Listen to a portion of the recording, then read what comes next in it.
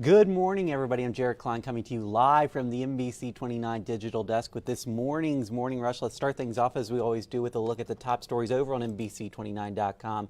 At number one, this report that drug-related deaths are rising in Virginia seniors. We'll get to that story in just a moment. At number two, the Who's headed to the College World Series, beating Duke 12-2 to win the Super Regional yesterday. And at number three, UVA Health finds connection between menopause and long COVID.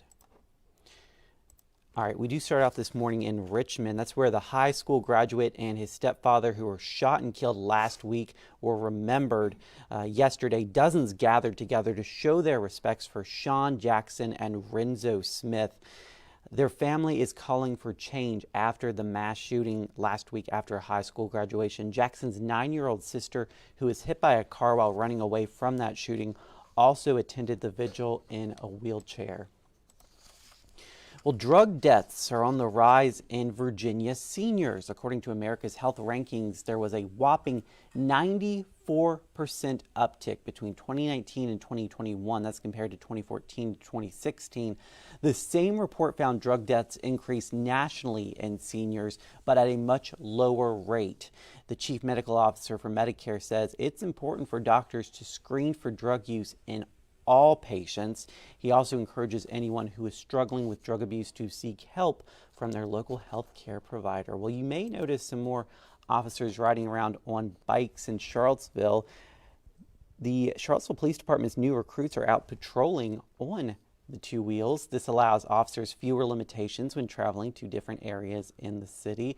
They were trained in bicycle maneuvers and easier ways to assist people or make arrests. Another key part was learning how to communicate with hand signals, something you may not have thought of, but yeah, that's something they had to work on and train on before hitting the road in these bikes. All right, and then this is, of course, the big news today. The Cavaliers baseball team headed to the College World Series. UVA beat out Duke in a best-of-3 matchup at Disharoon Park over the weekend. This is the Who's 6th appearance in the College World Series in Omaha in 14 years.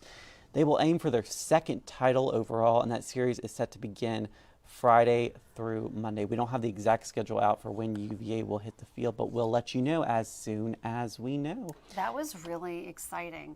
Did you watch the game? I did, all three. Mm-hmm. It was really, the first one, I was like, oh no, and then they made it happen. They made it happen. All right. So, okay. Jennifer, you are back after your week-long hiatus. Yes. Definitely hard at work, not at the beach. Oh, yeah, right. Not at the beach. I was at the beach. It was fun. So, all right. So, speaking of the beach, summer, kids, teens are entering the job, looking for that summer job. Yeah. And here's kind of a look at kind of the breakdown. So 1 in 5 teens make up a summer job. So the teens are expected to make up nearly 1 in 5 summer hires this year. Okay. So that's what we meant. Okay. So here's where they're working. So 30% sports and recreation, 29 food and beverage, education, retail, accommodations, construction, manufacturing, and facilities. So that's kind of like where they're really looking at those jobs and getting hired in those sectors. So now this is a breakdown of how much they're getting paid.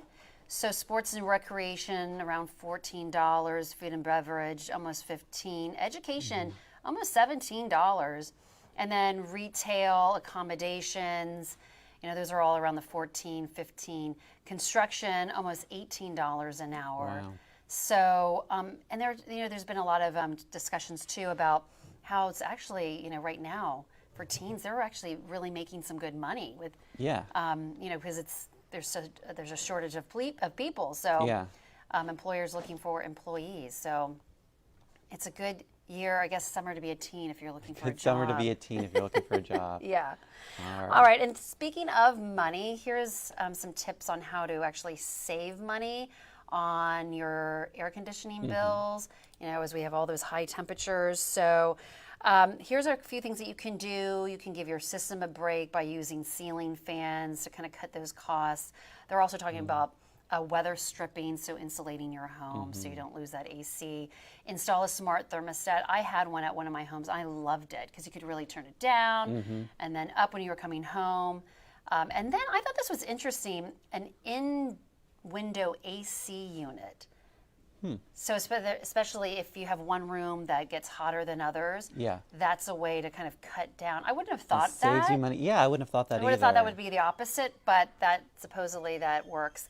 And then, of course, getting your HVAC system maintenance, make sure it's running well and efficiently. What temperature do you like your house at? I like mine at 71 degrees. That's exactly what I do. What? Yeah. Yeah. 71. Now, our meteorologist, Dominique Smith, she's infamous for being cold all the time. Oh, yeah. So I'm sure her house, I'm going to have to ask her, I'm sure her house is Like at 80. up in the near 80. I'm 75, serious. yeah.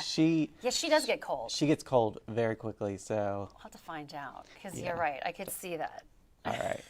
Okay, and then finally, this is okay. So this guy, Justin Miller, he would go on Facebook Marketplace looking at things to buy, and he came across this leather chair, which he thought was just kind of looked cool, had a neat, interesting shape. He spent $50 on it, and then 3 months later, he turned around and sold it for $85,000. Wow. So he went on TikTok and he was talking about this chair, and a lot of people were like, maybe you should reach out to an auction house. Maybe they would have some kind of information on the background of this chair. And it turns out it was only one of 50 ever made by this Danish designer, Fritz Henningsen.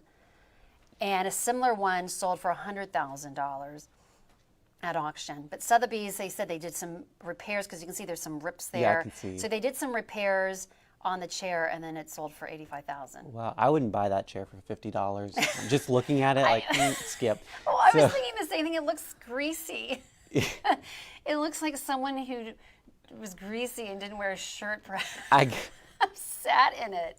I guess he Right? was planning for some tender love and care to I think he repair was. it, and then Yeah, but then someone was like, reach out to an auction house and see, maybe Yeah. there's more to this. And it turns out it's a very rare designer leather chair. wow, So great find on Marketplace. find. Never know what you'll find. never know. All right, thank you, Jennifer. Let's take a look at that 7-day forecast brought to you by Michael and Son. Cooling, a high of 80 degrees today with a chance of showers and maybe a few rumbles of thunder out there.